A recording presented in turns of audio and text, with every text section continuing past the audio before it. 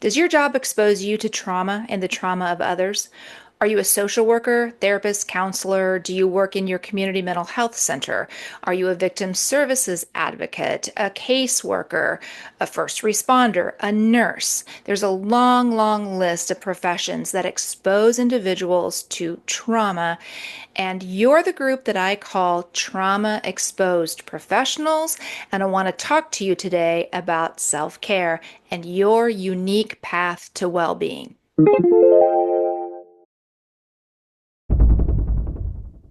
Hello and welcome to the Pause First Academy channel. I'm Kim Colgrove. Today I want to talk to you about your unique path to well-being if you are a trauma exposed professional. Now, this is something that I've realized in my most recent 7 or 8 years that I've worked exclusively with mostly first responders and veterans. That did kind of lead me, though, to working with this larger, this broader group that I call trauma exposed professionals. Really, it's anybody who has a job where, they encounter people on their worst day. So it could be disaster restoration folks. There's a long list of individuals.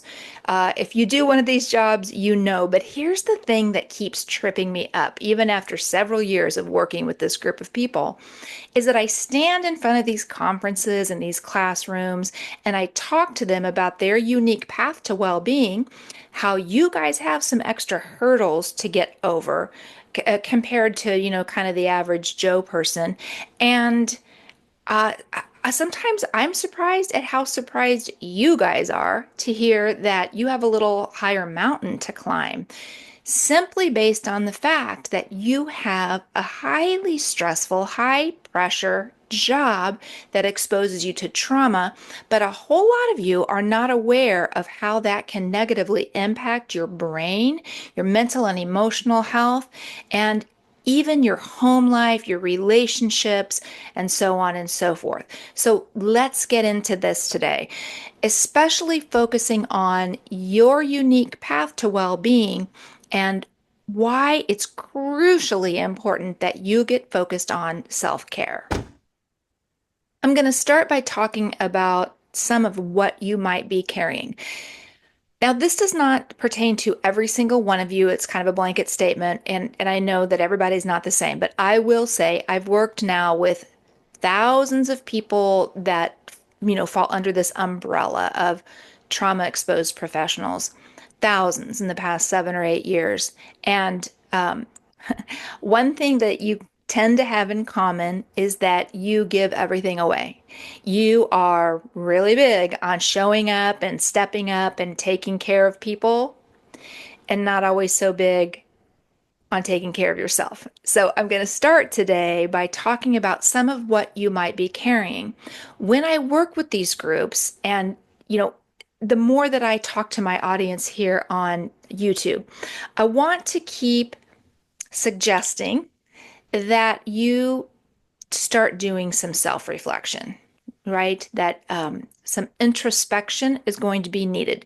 Because if you cannot raise your own awareness about what might be going on inside of you, what you might be carrying, your mental and emotional load, if you don't raise your self awareness about that, then there's a pretty good likelihood that you'll just continue on the way you've been continuing on. And for most of you guys, that is like autopilot and whatever is my version of survival mode. And I just power on. I just push through. I cowboy up. It's just the way I'm built. It's what I've always done.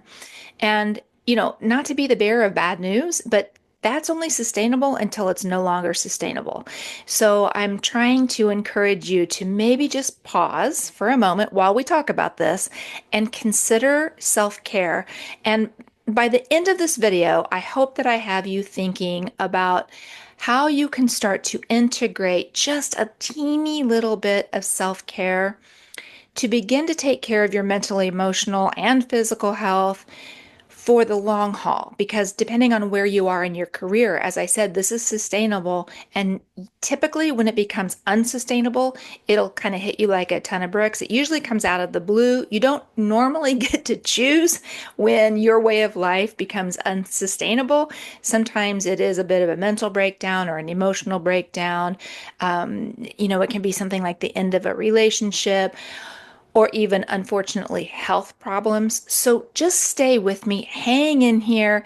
I'm going to give you some suggestions at the end of the video, but don't bail out. Let's take a moment, take a deep breath, pause, and consider some of what you might be carrying. All right, I have a list here for you that you can take a look at while I go through this. So these are the things that I talk to my audiences about when I speak at conferences and teach classes. And so here's what I'd like you to consider. I'm going to start with ACEs, adverse childhood experiences. I'm not taking a deep dive into this today because I have some other videos on this, and we can get into this more in the future. But this is one thing that I try to bring this awareness to people, primarily because if you are in one of the helping professions, if you're in one of these, what I call the trauma exposed professionals, and you're drawn to a profession that is built around fixing, saving, rescuing, helping, you're really drawn to helping other people. A lot of people are drawn to a profession like that because of childhood experiences. Unfortunately, it's a fairly high percentage of people that had rough, bumpy starts, and they want to get into a helping profession to make the world a better place, literally, or to make things better for other people. But most people who experience childhood trauma, either they just try not to think about it, or they just try and power on, and they've never really processed it. And not that you have to dwell on it or go back. I'm not saying we're going to dwell here. I'm just saying it is a consideration because, as I said, I've worked with thousands of people, and I've seen so many aha moments. People just understanding, like, oh, that definitely is factoring in to what's going on in my adult life. So if you want to know more about this, scroll back through my videos and you'll see a video on adverse childhood experiences. And also, you can pop over to my website, pausefirst.com, my academy, online academy website, Pause First Academy, and there is an ACEs course over there if you really want to dig into it. All right, let's move on. Personal stress. I mean, who doesn't have personal stress? That's really pretty common, and it's common amongst people in all professions, right? You might also be carrying work stress. You might be dealing with chronic stress, and you also might be dealing with burnout. So, pretty much all adults are carrying some of that baggage. But here are the things that are unique to you guys: trauma, secondary trauma, vicarious trauma, and compassion fatigue. So let's start by talking about trauma. Maybe you had a traumatic childhood and you drug some of that into your adult life. Maybe you have experienced even in adulthood traumas of your own that you've had to deal with that negatively impacted you mentally and emotionally and really affected your life. And you're carrying those traumas on top of the secondary trauma, which means being exposed to and impacted by the trauma of others. And that is what is especially unique to you guys. So, whether you are a social worker that works with children or families, or you're a therapist, a counselor who sits all day, every day and listens to people's worst problems, or you're a first responder that encounters a lot of emergencies and disasters and even death, or you're a victim service advocate that just sees and hears the worst of the worst, and you just give everything to support victims of crimes. That's what secondary trauma is. These aren't not necessarily your traumas. This is not necessarily what you have gone through or what you're going through in life, but you see it, you hear it, you're supporting other people, secondary trauma being exposed to and impacted by the trauma of others. And vicarious trauma is similar to secondary trauma, but vicarious trauma is being exposed to and impacted by the trauma of others over a prolonged period of time. So we could say, like, over the course of a career or several years. And vicarious trauma actually changes a person's worldview. Ugh, it makes me so sad to think about that. So maybe you started off life and you were just like a positive, shiny little person, and then you got into this work for all the best possible reasons. And after years of seeing and hearing and being around just some of the heaviest, saddest, most frustrating, most aggravating problems and issues and struggles that other people go through, after years of that, that exposure to trauma has changed you. It's made you feel like the world is like a dark, heavy, negative place, vicarious trauma. And then lastly, a lot of you in these helping professions struggle with compassion fatigue. So again, you started off the career for all the right reasons, and you were probably really fired up in the beginning and full of compassion. But after years and years of giving everything, taking care of other people, helping other people, standing up, showing up, stepping up for other people, you are experiencing compassion fatigue. And that is just like, I am so tired of caring. I'm so worn down from drumming up all of this compassion. There is a cost to caring this much about humanity and stepping into a profession that's all about helping and fixing and saving and supporting others. So that's just some of what you might be carrying. And for a lot of you, I kind of know by now how you're built. And so you probably don't think about this very much because you tend to be kind of a selfless person, right? You're just kind of built like that. That might be like who you are at home, in your friend group, in your neighborhood and at work. And if you are built like that and this is resonating with you, then I want to talk to you for a minute about altruism. So, altruism is about selfless giving, and it really takes altruism to get into a lot of these professions that I've been talking about. There are some benefits to altruism for sure, but there are also some risks. So, let's take a look at that. All right, some of the benefits of altruism. Uh, it releases endorphins, makes you feel good. It's those feel good chemicals. It produces that feeling of satisfaction when you're doing good work or helping other people. It can provide a sense of purpose and meaning, and all of that can boost your well being. And that is fantastic. And oftentimes, that's how people feel in the beginning of their career or for the first several years. But now let's speak briefly about the risks. Now, I'm not going to tell you to go abandon your job, and stop caring about people, but I am going to suggest maybe that you bring a little balance to things. So let's talk about some of the risks. Altruism can be depleting and can increase your stress. It can absolutely cause burnout and compassion fatigue. Caring too much or giving too much to everyone else can lead to self-care avoidance, which is extremely common and why I'm here talking to you today. And it can also be a distraction from your own problems. So, unfortunately, I do meet a lot of people, and I know this is somewhat common. People that just stay busy, busy, busy. So, you have a job where you're giving or taking care of people or servicing people, supporting people, whatever that is. And then when you're not working, you do that at home and you do it in your neighborhood and you volunteer for things and you stay busy and you go, go, go, and you're always doing something. But also staying busy in that way and having so many responsibilities and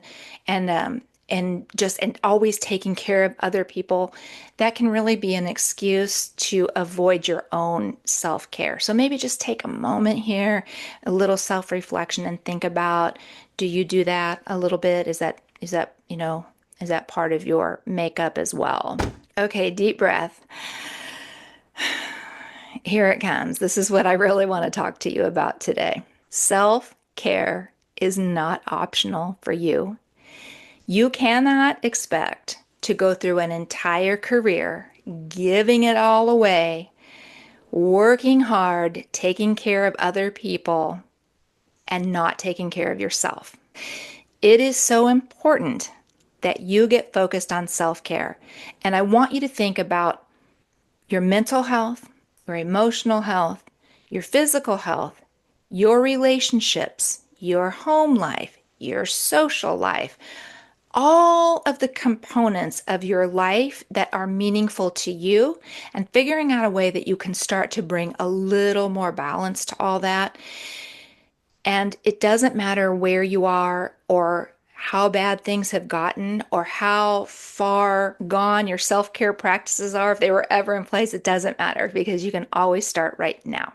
And here is the down and dirty, real and true reason why this is so crucially important. And I say this to almost every class I teach and almost every audience I speak to because I think it's really important for people across these professions to realize this now, wherever you are in the trajectory of your career. You need to understand when you leave this job, the job goes on the next day as if you never existed. Now I'm going to pause here. Take a breath and take this in. I'm going to say it one more time. When you leave this job, the job goes on the next day as if you never existed. Now, I'm not telling you start slacking off at work and don't do a good job anymore. I'm just pointing out to you that we give so much away to our careers, and oftentimes at the expense of our own health, our own home life, and our own relationships. That is all too common, primarily because we were trained into it. In this society, we were trained into it, right? You go to school, you get your career, you go to work, you go, go, go, you give, give, give, you work overtime, you give so much at work that oftentimes you're just depleted and you don't have much more to give to your primary relationships, to your loved ones, to your friends, to your children, to your home life. And so take a moment here, even pause the video for a second if you need to, and think about this statement that I just made. I have met way too many people who didn't realize this until they retired and it hit them like a ton of bricks.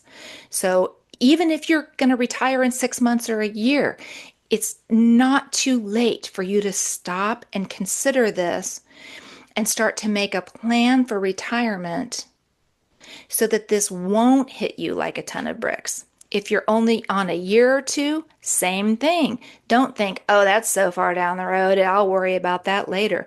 The time to think about it is now. Not worry about it, but just to realize, okay, I've got to find a way to give to my profession, do a good job, show up for people, do what I'm built to do, but also take care of myself and my relationships and my home life.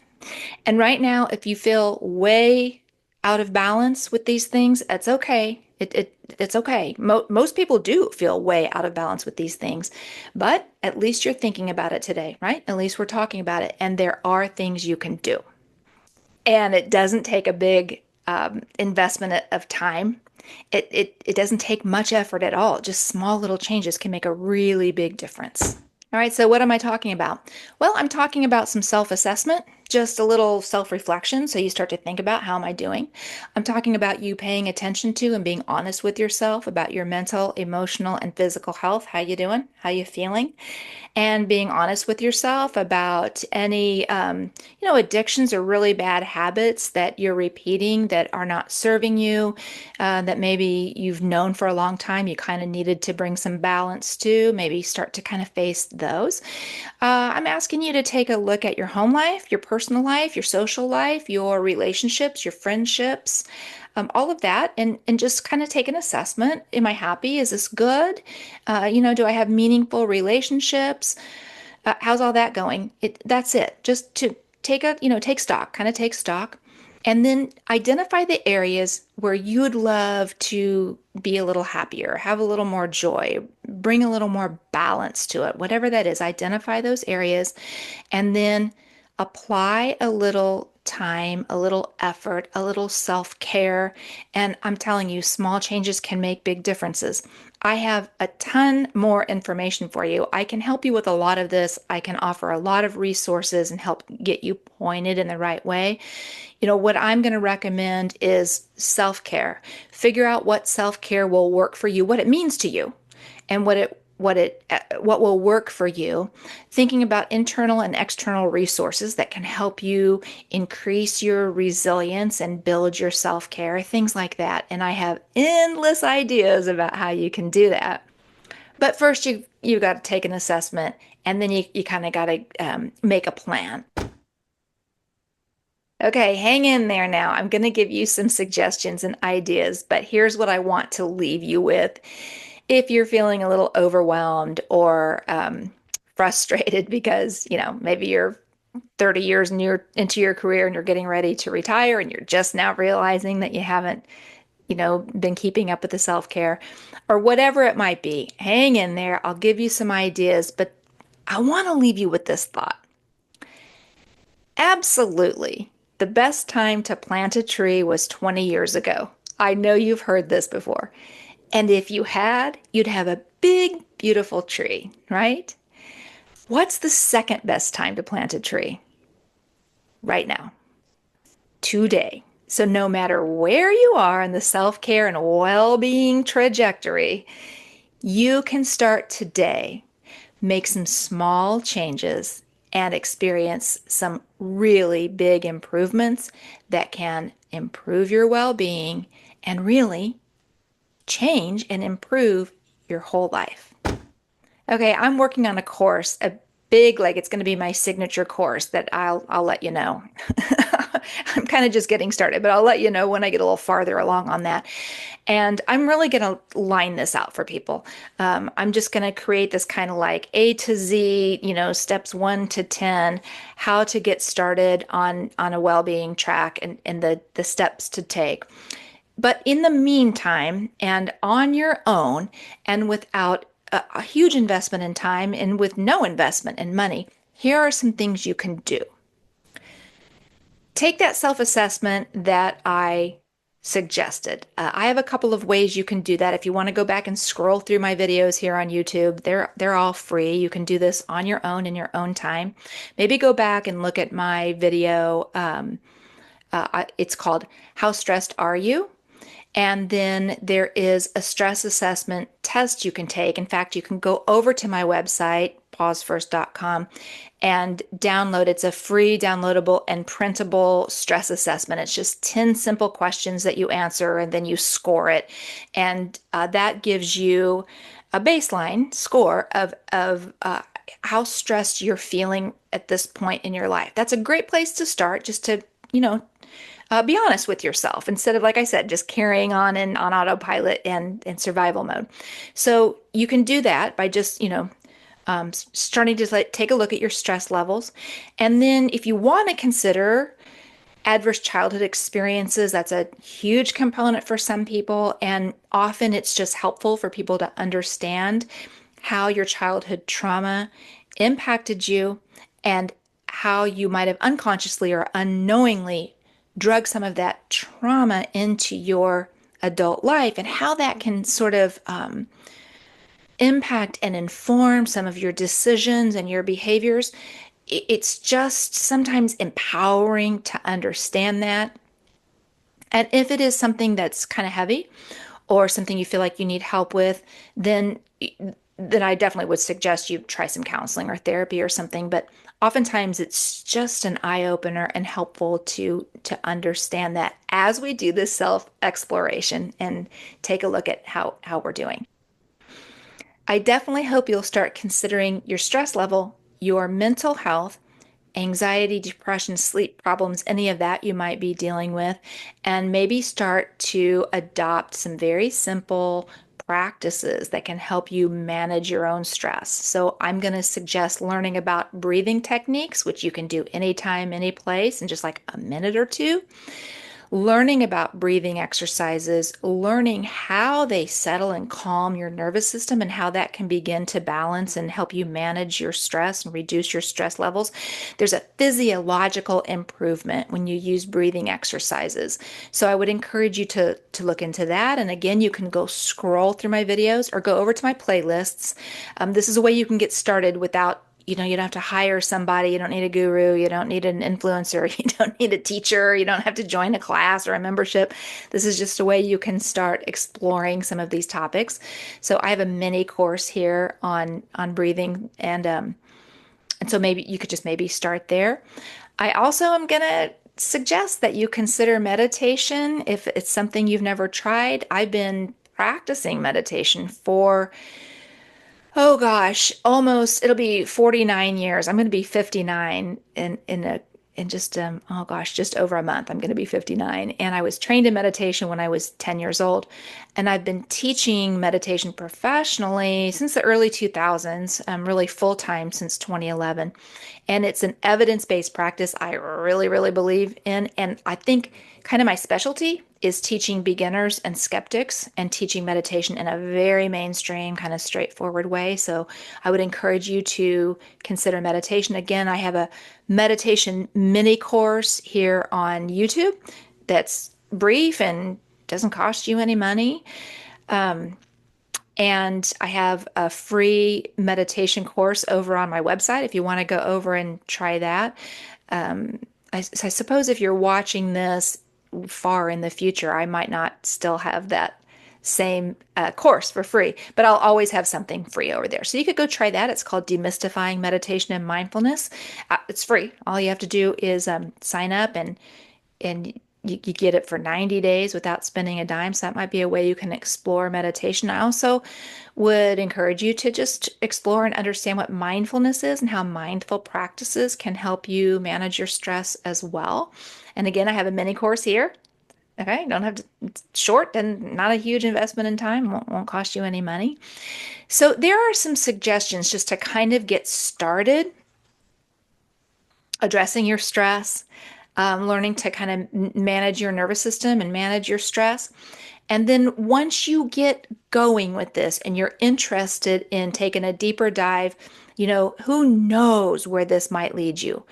Who knows what doors this might open up for you just getting focused on self-care. If you do something little and you have some small improvements and you start to feel a little bit better, then you can start making a list of the areas in your life that you want to improve. Maybe it's your diet. Maybe you want to start exercising again.